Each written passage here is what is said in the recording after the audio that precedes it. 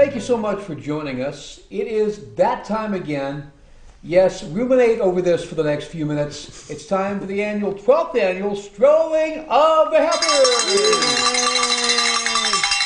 We have as our guest to my immediate right, that's my right hoof, is Rick Chapin, who is running the parade for Strolling of the Heifers. Thank you. Beth Kendall, who is the entertainment impresarius.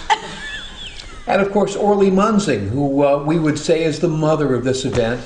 And a new heifer to break in, Julie Potter, is part of the Strolling of the Heifers committee. Thank you very, very much for joining us, She's everybody. the youngest heifer here. She's the only heifer here. Well, there you are. So tell me, this got started more than 12 years ago. It's getting bigger and bigger and bigger. In fact, for some reason, it's become one of the top 10 national summertime events from livability.com. How the heck did all this happen, Orly? I don't know. It's these heifers. You know, they're planning all year in that barn, and they're busy, and they're telling all the other heifers in the United States, and all the heifers in the United States have voted that this is the top event. And this is no kidding. It is really it was rated the top 10 event in the United States. And we're very proud of it. You know, it's two things. It's both really over the top, and Brattleboro does over the top quite well. and secondly, it's much needed recognition to people who put food on your table 3 times a day. So are both being served here? Absolutely. And we are very, very proud of the good message and all the messages that Strolling of the Heifers is providing, which is to connect people with the food they eat, and the healthy lifestyles they should lead. And I think people are really listening and trying their best to do that, and most importantly, supporting their local farmers.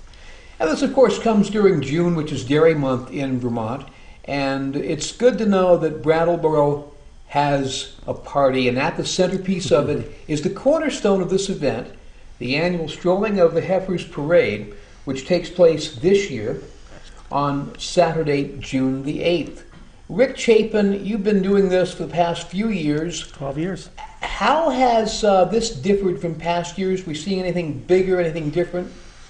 We have a few new entries this year, which is good, and so there'll be some different folks in, but we do have our standbys. We got the American Legion Band that we're starting off, the high school bands, elementary school, the BAMS band, and obviously we always have 80 to 100 heifers.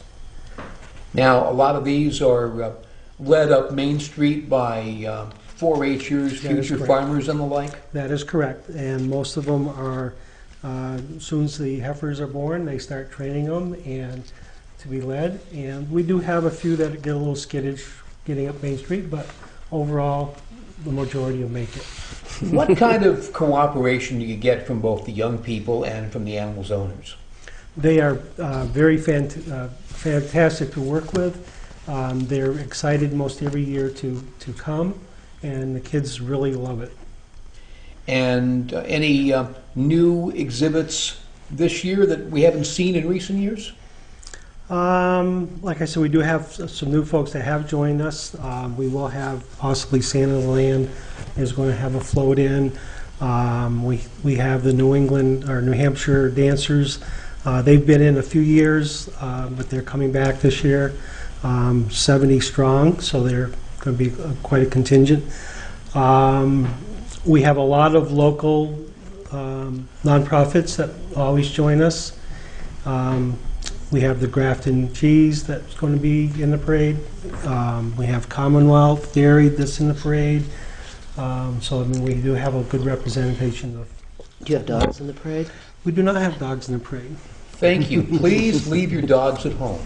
Yes. And one wonderful news I have to tell folks is that Merchant Bank is our key sponsor, Yes. and they will be Yay. leading the parade.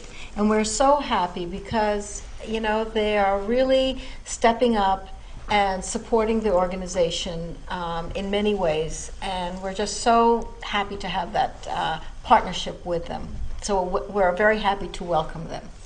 Couple of things we do want to mention. One, the parade kicks off, as I understand, at 10 o'clock that morning, but from where to where? How can people get a good viewing spot? And if you're outside of the area, how do you shuttle in? Well, as far as the parade goes, we always set up on Frost Street, Elm Street, and we have basically 4 divisions down there.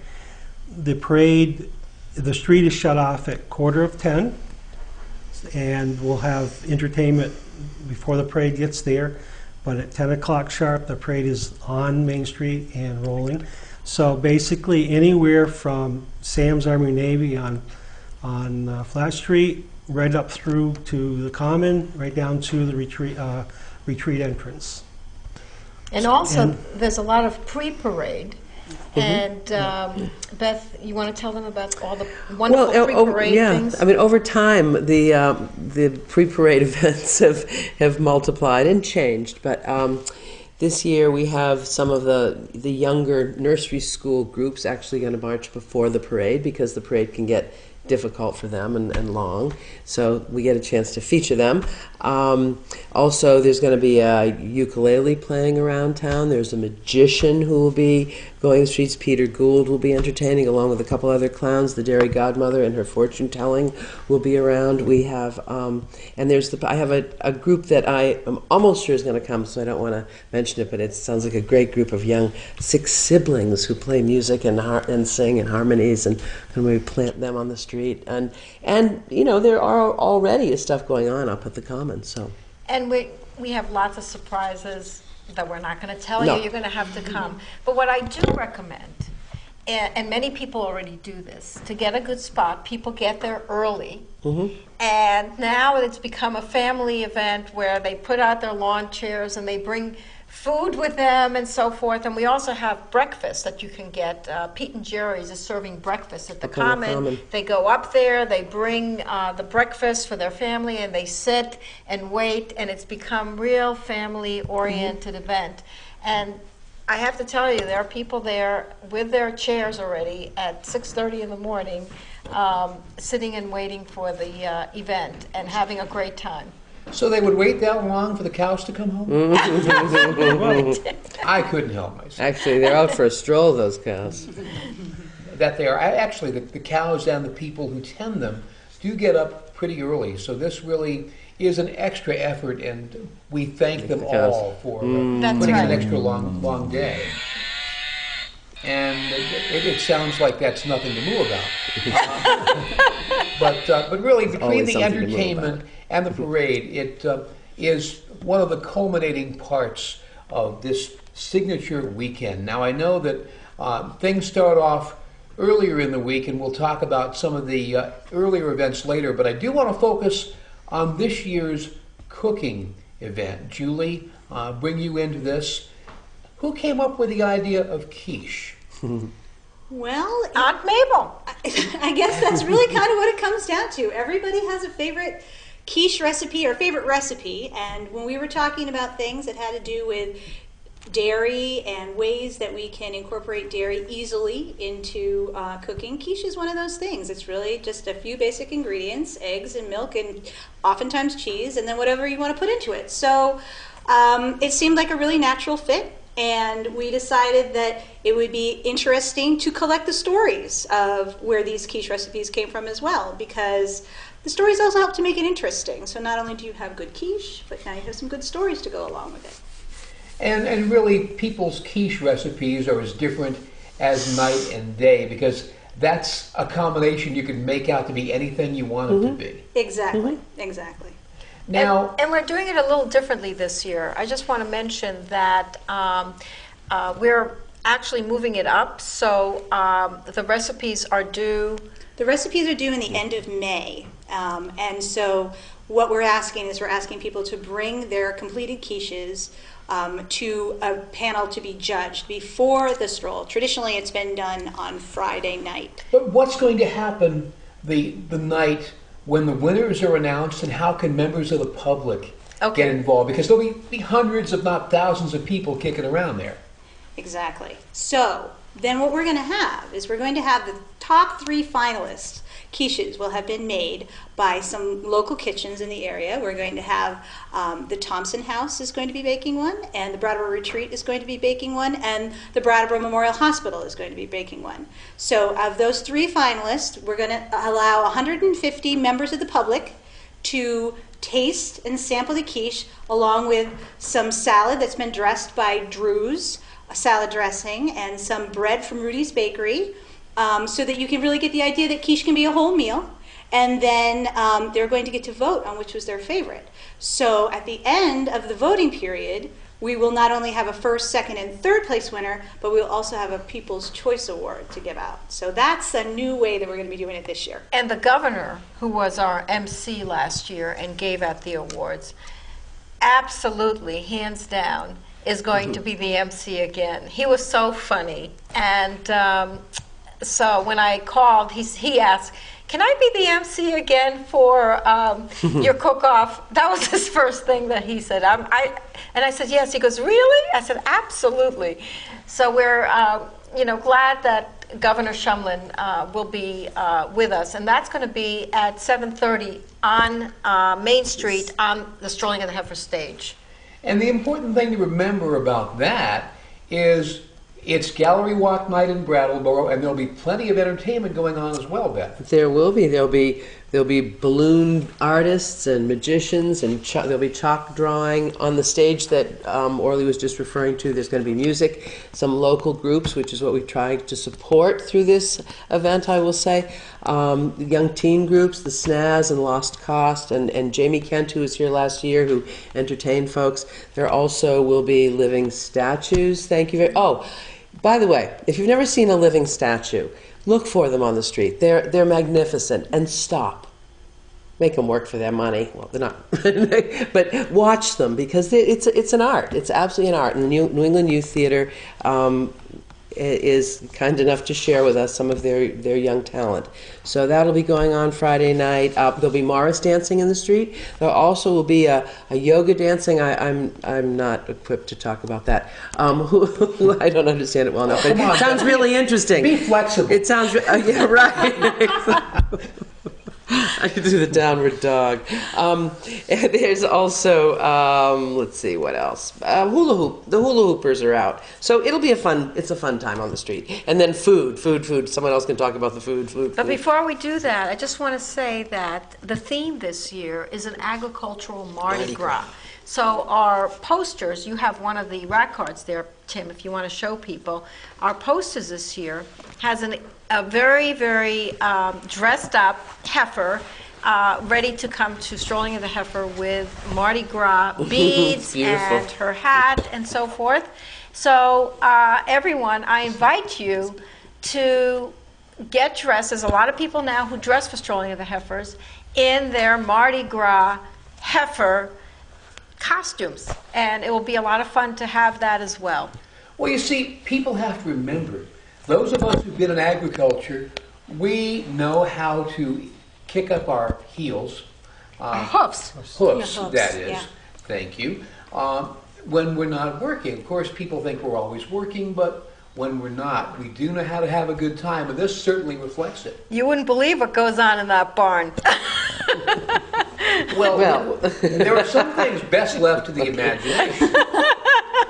But yes, there is a lot of activity, an agricultural Mardi Gras with food, with plenty of fun. How many people get involved with the Strolling of the Heifers on a yearly basis? Well, I just want to say, before we speak about that, who knows how many people, but volunteers themselves, during the event, we have over 200 volunteers. And we couldn't do it if it wasn't for all the community members who help. All the way from marshals in the parade, picking up trash, recycling. That's another thing we should talk about, recycling. Setting up, making phone calls, you name it. It's all community volunteers helping. And of course, a pitch for volunteers, you could always use volunteers. We can use Our more and website. more, and it's Always. really a lot of fun because you get to see another side of Strolling of the Heifers. So if you want to become a volunteer, please go to our website, www.strollingoftheheifers.com. And on top, you'll see registration. Scroll down, and there's a registration for volunteers, and immediately somebody will call you. That is a great thing. And of course, the important thing to remember is that all the proceeds from this week go to help young farmers, people getting into the business, and trying to expand the knowledge of people about where their food comes from, because that can't be stressed enough. That's right. And this year, where the money is going to, we kick off the stroll with our farm food business plan competition. And we are collaboratively working with Vermont Technical College that's coming here very soon to Main Street. And we have a farm food business plan competition throughout the state. And we're giving out $60,000.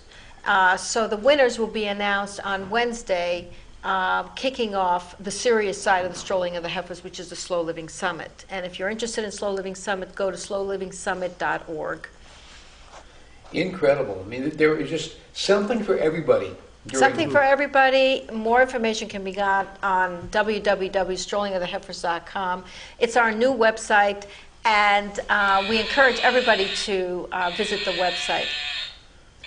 So a lot of work into that new website, and really what I'm impressed with is that as the heifers become a little gray in the black and white, there's always something new. How do you do it? Imagination. And really, it's become such a community event that people give us ideas, or they'll come and say, hey, you know, I'd like to do this, and we're willing to work with everyone as long as it has some connection to agriculture, and there are gray areas, of course. We're happy to listen, and we're happy to work with people, and this is a very creative community. I don't think this can be done anywhere else in the United States. I'd have to go along with you, an arts community, an agricultural community. What else do we have up our hoof? A lot of arts. We have a lot of entertainment on Saturday. And a lot of good food, and a lot of vendors. We have all kinds of vendors, yeah. As Both you- Friday night and Saturday during the day. And Friday, there's so much food. There's a lot of food on Friday. We have people coming from a lot of local folks, a lot of, you know, our favorites that we see around. Anand's Taste of Thai, they're both going to be here. We're also going to have Pig Park Barbecue and Green Onion. Commonwealth yogurt. Commonwealth yogurt will be around. So we've got all kinds of Pete food. and Jerry's eggs. Pete and Jerry's eggs. We have Papa Dogs, which is a new grass-fed beef hot dog that's coming. So that's going to be a new thing. Don't tell the heifers though. Let's see. So there's all kinds of food. There's going, you know, so right around supper time on Friday, we've got a good way to feed your family with all kinds of options, and you won't have to cook. So it's a great thing. And then we have breakfast Saturday morning. Breakfast Saturday And morning. we have food all day, all afternoon. It's perfect. I mean, I hope the farmers buy into all this. I do Oh, they too. sure do. They're all there. Absolutely. So let's hope that this is a sunny weekend. was We've just been gonna blessed say. with sunshine. Even though they make hay while the sun shines, we will take this as an exception. Absolutely. We have a great, I just want to tell everyone, we have a too. wonderful Me too. new weather committee, and they are promising fantastic weather, and they are very well connected. So it's going to be a beautiful sunny day. And it's going to be so sunny that you're going to want to come in and spend time watching or listening to the entertainers, because there actually is some great local entertainment this year in 4 different tents. So I encourage people who are coming down to think about this as not a stroll through the common and the retreat grounds, but actually a way to spend a day. That there, you know, to look ahead on the website at some of the entertainers. There's anything from teen bands, rock and roll. There's stuff that'll make you boogie. There actually is Zopo, the Balkan band, and dancers are coming to teach people dances. Oh, wow. Participatory for all at a Yep, right around lunchtime, exercise before you get into those lines. You can miss the lunch line and go later. But and some really original fiddle music. A lot of, as I said, I think I said Babe said bluegrass, which is really exciting. A new bluegrass group we don't know, young folks called Rise, and ukuleles, fiddles, rock and roll. Our local Bratland Brothers. Most of these groups, almost all are local. It's just a real. It's a great view of what you can pull together in this Amazing town, amazing community. So all this entertainment that Beth was just talking about takes place after the parade, which is at the Commons and the retreat grounds. And I just want to say the retreat has welcomed the community during Strolling of the Heifers for 12 years. And it's just been a joy to work with them. And the grounds at the retreat are so beautiful, and it's so festive with the Strolling of the Heifers. I encourage everyone to go down and see what a jewel it is to have the retreat here. On a sunny day. I have spoken with Retreat Chief Officer Rob Simpson several times, done some research on this myself, and it's interesting. The humble beginnings of the retreat play right into the Strolling of the Heifers. Totally. Because the young lady who had bequeathed half of her fortune to create the grounds of the retreat, Anna Marsh Hunt, actually was the widow of a doctor. She used her estate to continue to farm, and then gave half her estate to bequeath the lands of which became the Brattleboro Retreat.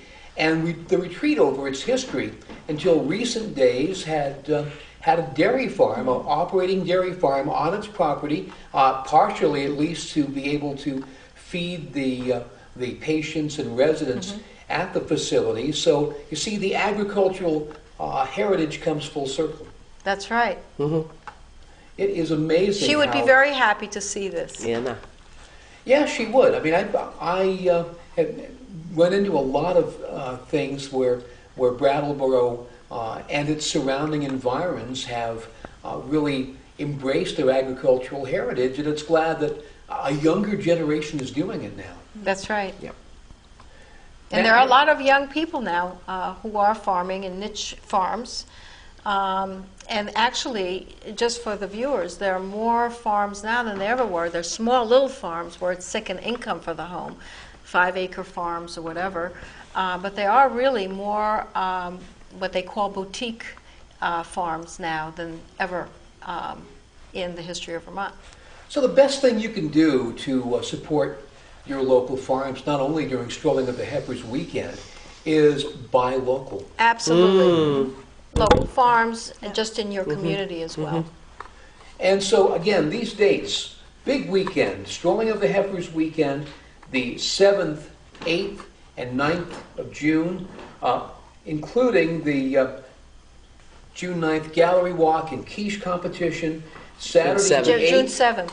June 7th, Saturday the 8th, the Strolling of the Heifers Parade and Slow Living Expo, and all kinds of events on Sunday the 9th, which we will be glad to tell you about during our next half hour, because after all, this is such a big weekend in the Brattleboro area that you can't fit it into just one afternoon. Yeah, so we just want everyone to know that this is for fun for all ages, but not for dogs. That's right. Please don't leave your bring dogs at home. Absolutely. And the explanation of that is you have animals in an unfamiliar setting around lots of people. Having other animals who might be equally as uncomfortable in a crowd is not good for the harmony of everything, and you want to make sure that utmost the animal's health is taken into account. So you make sure that they're able to do what they need to do, the crowd has a pleasant day, and we all can go home happy. That's right. We have some very large animals like horses and bulls and they're out of their own environment as it is. Llamas, pigs, you name chickens. it. Yeah. We have Noah's Ark, so we don't want to disturb the. We all love dogs, but it's really not a place for dog visitors. Really appreciate that. Again, thank you so much to our first panel, Rick Chapin. Rick, what do you do the other 364 days of the year? As soon as the parade's over, we start over. All right, so this is over. I a want a year-round treat. thing with our parade maestro. Beth Kendall, thank you so much. My pleasure as usual. And of course, Orly Munzing, I hope to see you at least another 24 strolling of the I don't know if that's a curse or a blessing, but we'll see. And Julie Potter, welcome to the club. Welcome, Julie. Thank you. The Strolling of the Heifers, coming up this June in the one and only Brattleboro. Hoof it to the event, or take a vehicle if you must. But again, strollingoftheheifers.com, everything you'll want to know. We will come back and talk more about Strolling of the Heifers in a bit. It is the Strolling of the Heifers.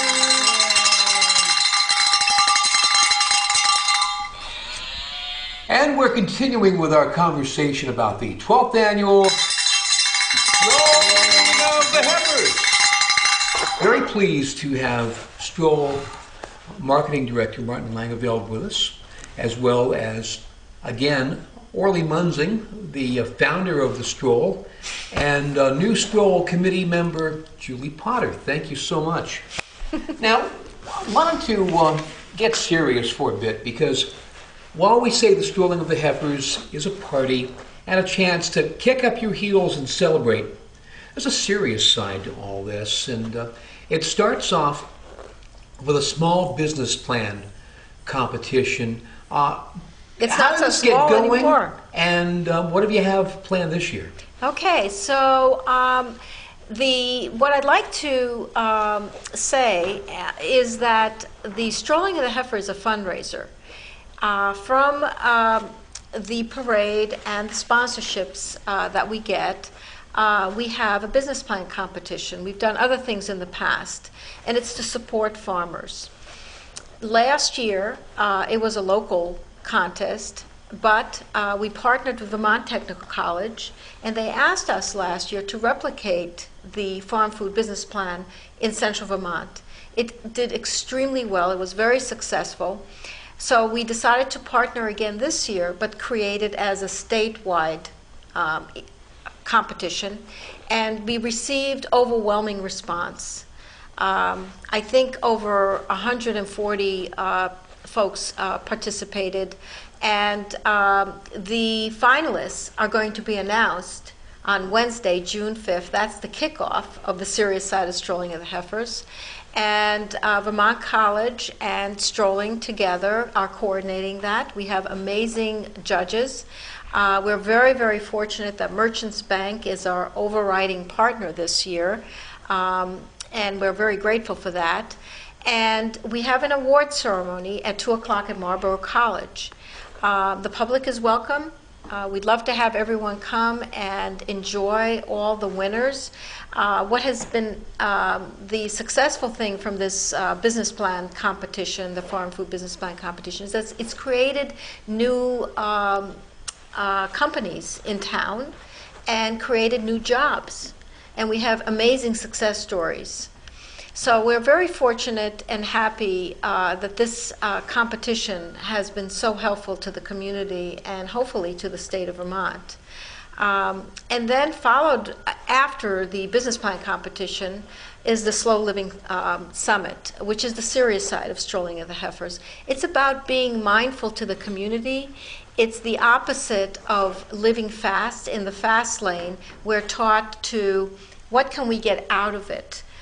Slow living really is a transformation of teaching and thinking about how we can give back to the community. When you give, it is the biggest, richest present you can give yourself. And that's what it's about. Martin, this year, has done an amazing job in coordinating the Slow Living Summit. And we have really incredible speakers, and we're way ahead in our registration. There are people coming from all over. Martin, can you talk about that? Sure. Well, I just wanted to say before we got there that the Stroll has been very fortunate, as the state of Vermont has, to simultaneously grow and be part of just a renaissance in Vermont agriculture, and I think both are feeding off each other quite nicely. And with that said, we need to look at some of the seriousness of this. what part this plays in our lives, and I'm glad to see the Slow Living Summit has picked up steam to that regard. Right, and the summit it's both an expansion of the kind of programming that Strolling the Heifers presents. You know, we've had a lot of fun for years with the parade, but now we get a little more serious. But what the summit does is it also expands into other topics. We've always been about food and farmers.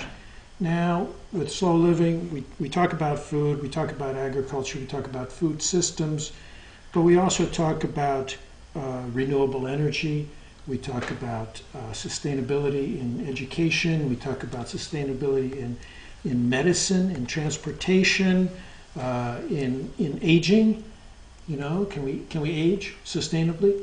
And many other topics. We have people talking about biochar. We have a whole session on, we call it slow design, which is about mindfulness in architecture and in city planning, and doing that in a way that builds communities and builds democracy in communities. And so we have experts as well as concerned citizens from all these fields. They all come together, and instead of each going to their own conference, which is typically what happens. The energy people go to an energy conference and the food people go to a food conference.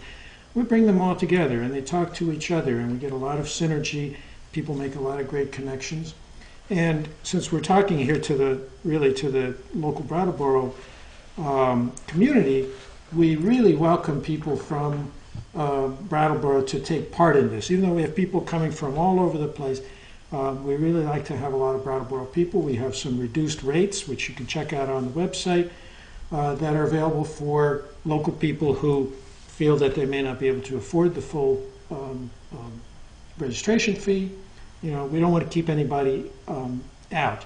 And even if you don't register for the summit, you can come to the plenary sessions, which we open to the public at the latches. Just make a small contribution at the door and come listen to people.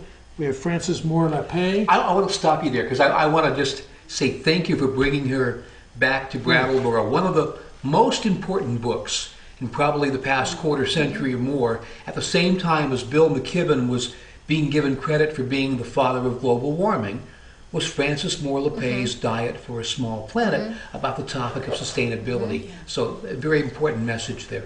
Right, and she's written a lot of other books since then. Her current book that's out is it's called EcoMind.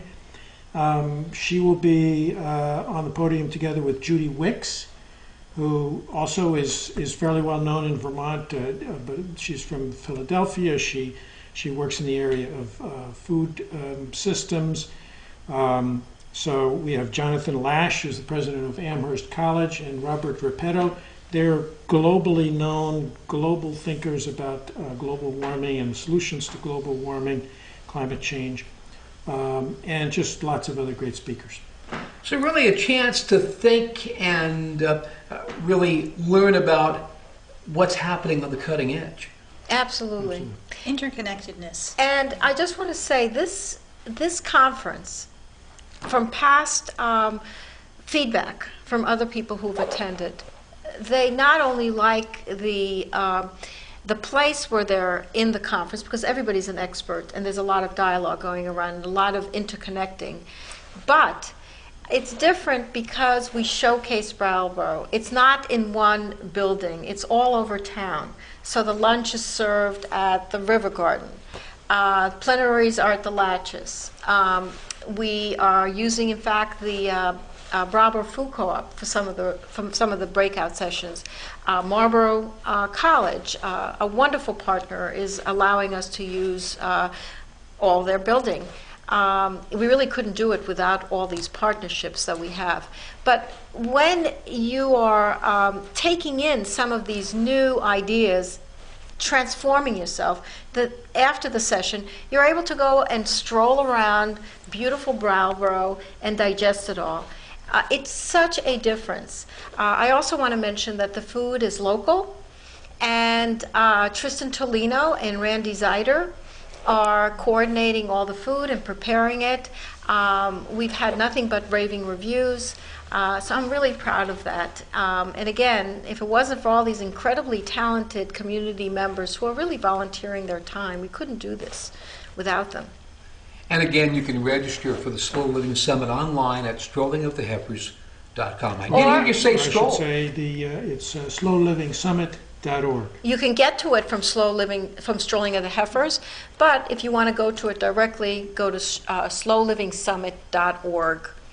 Now, something that, when you first brought it up, I have to admit, I kind of poo-pooed this, but maybe I shouldn't have, is actually doing a bicycle tour in conjunction with this weekend, as they call it, the Tour des Heifer. That's continued to grow. How come, and what do you have planned this year? Well, we did a really good job of bringing the farm to Main Street. But we're always working to bring people back to the farms. And the other theme that we have is healthy living. So you can attend Sunday's Tour de Heifer, and it's a wonderful ride. It starts at the Lilac Ridge Farm, and we have entertainment there. We have, again, a wonderful lunch in the most beautiful field that the Lilac Ridge Farm provides. And other interesting things happening there. And you can go for a bike ride, and if you don't desire to go on a bike, you can actually take a hike. And we have a naturalist leading the hike. So again, it's to bring people back to the farms. The other thing that we have on Sunday is a farmer's breakfast. And Julie, you want to talk about the Farmer's Breakfast? Yeah, the Farmer's Breakfast has been so generously offered to be hosted by Richard French at the Works on Main Street. And it starts at 7, goes till noon, and what he's going to be doing is featuring local foods with a special menu, and we'll have an art show there as well, so that will be another interesting part of it. You'll also be able to get information about the happenings of what's going on with the Farm Food and Fiber tour, which is also something that you can participate in on Sunday.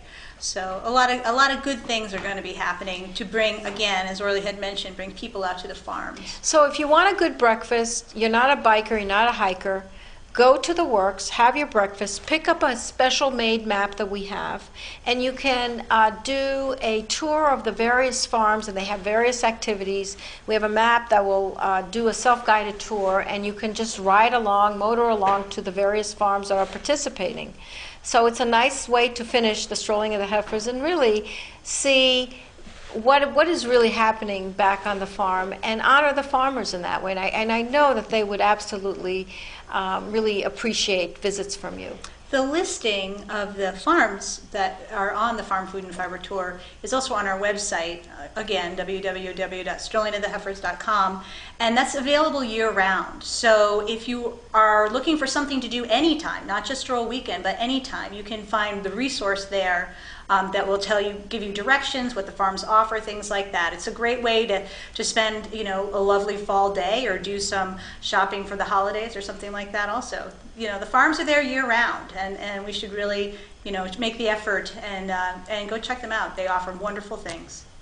And it's important to remember that a lot of these farms have, as times have changed, gotten more creative with what they do, gotten more environmentally sustainable. There are regulations on the handling of manure. A lot of different farms are doing solar, they're doing wind projects, they're doing methane power production on the farms, and you might go find yourself a food stand at the farm. You might find a chance to visit. A lot of things are indeed possible because farmers are the original sustainable Vermonters. You make a Absolutely. point of trying to fit everything you possibly can into it.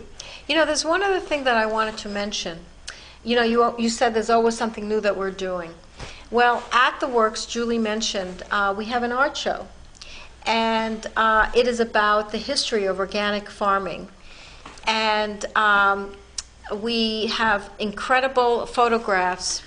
John Knopper who was a sheep farmer in Putney for years. And anybody who knows John, just an incredible photographer. Yeah, an amazing photographer, and he's done a series of photographs of not only landscape shots of the farms themselves, but some really, really amazing portraits of the farmers, as well as he's worked with Susan Harlow, who's put together some text describing what you're looking at. So it's really not only wonderful, beautiful art, but great tributes to the farmers. And it will be up for a month, and that is at the Works. Yeah. So anyone should feel free to come in, look at the art, and enjoy it, because it's really a beautiful documentary of how organic farming started. And it started actually in the state of Vermont.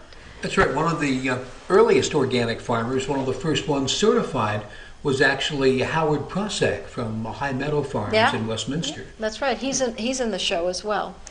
So, and just a little preview, we're going to actually have all those farmers on the Latches Theater in November. We've already reserved the Latches Theater November 9th, is it? It's the second Sunday in November. Okay. And so we will show the slides, and we'll have the farmers there, and they'll tell their stories. So we're very excited about that, as well as showcase all the CSAs in the area. But just to add to that piece of farm, the John Knopper, there's actually 3 other farm exhibits going on. One is at the Brattleboro Hospital in the corridors. It's a multi-artist show that Karen King has curated, and it's actually the second installation there. There's been one there for a few months, and now there's a new one.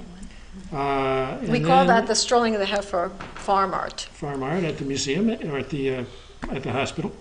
And then there's a group of artists who are doing plein air painting, which means they go out to Open air. the open air in the fields at the farms, and they're painting together as a group. And that's been organized by Debbie Lazar. And their paintings should also be ready by Friday of Stroll Weekend, and they're going to be hung at the Vermont Artisans. And then there's a third show, and maybe you can... At the Marina. At the Marina.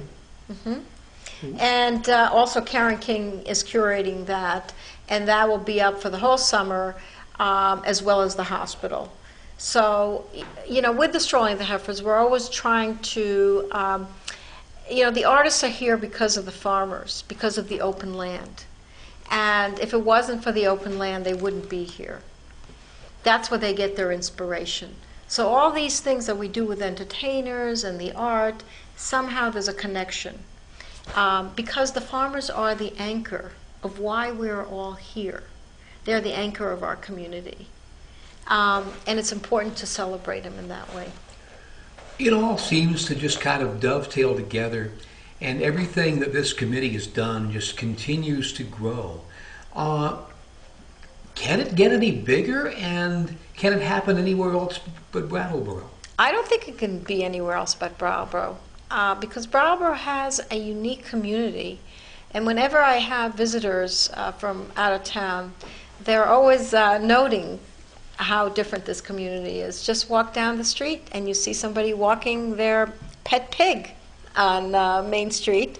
I can name a few other examples, and we just know each other and respect each other and help each other grow. And I think that's why our imaginations get bigger and bigger.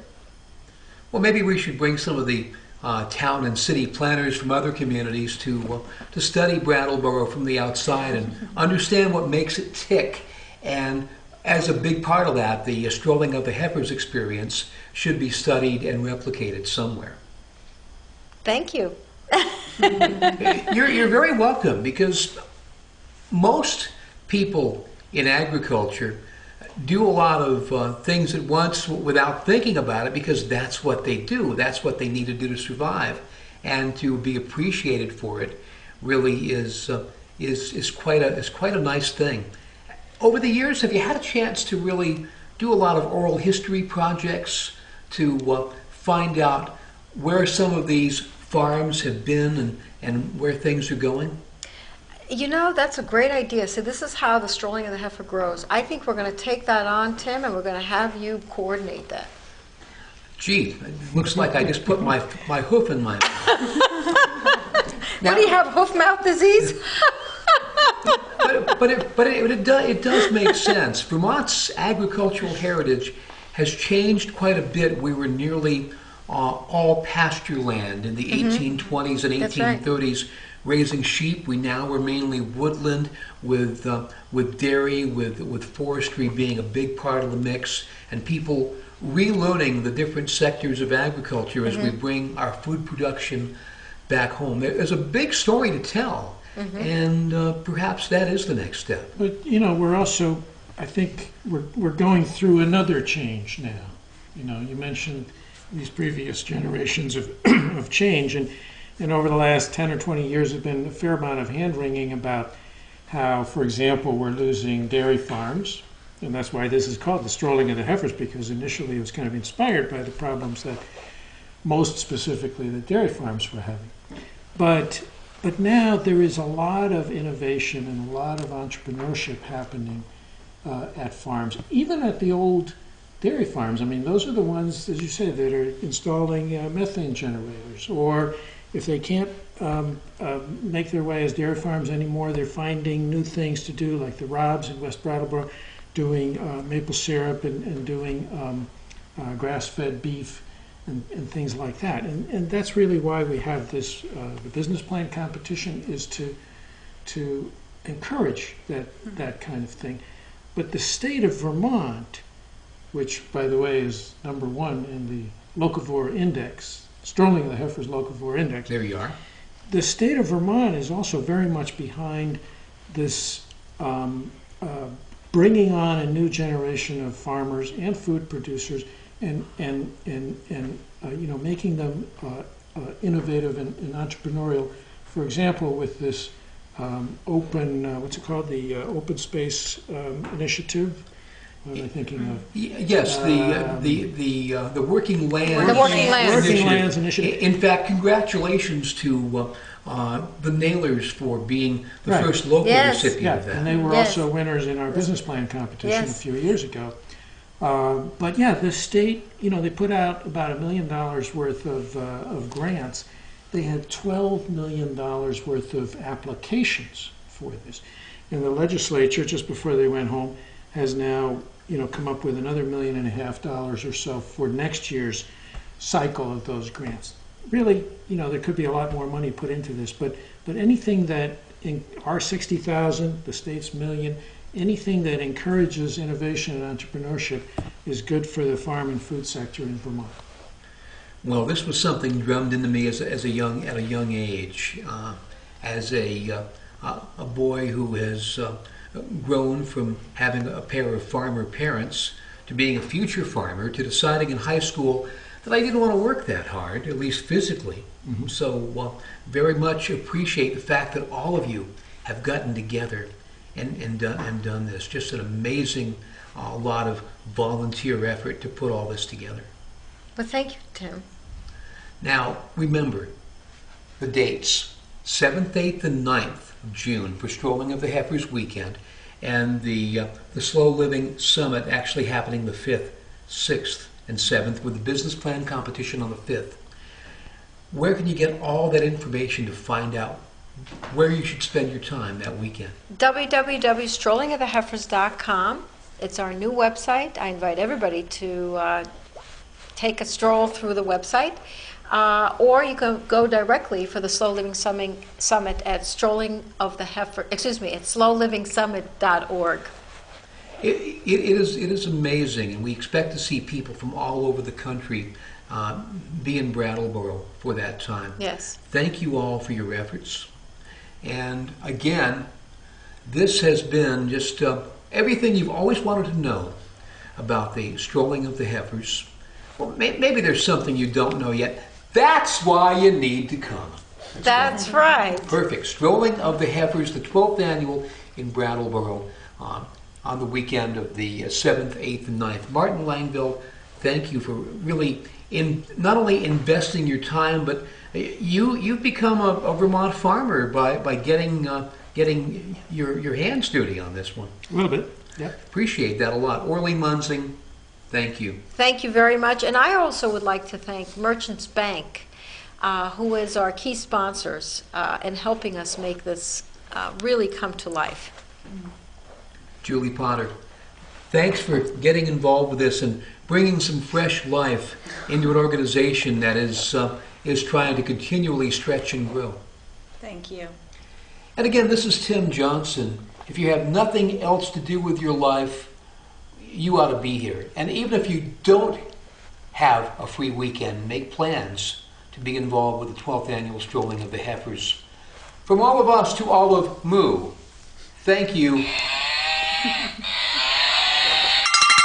so much for being involved in the Strolling of the Heifers.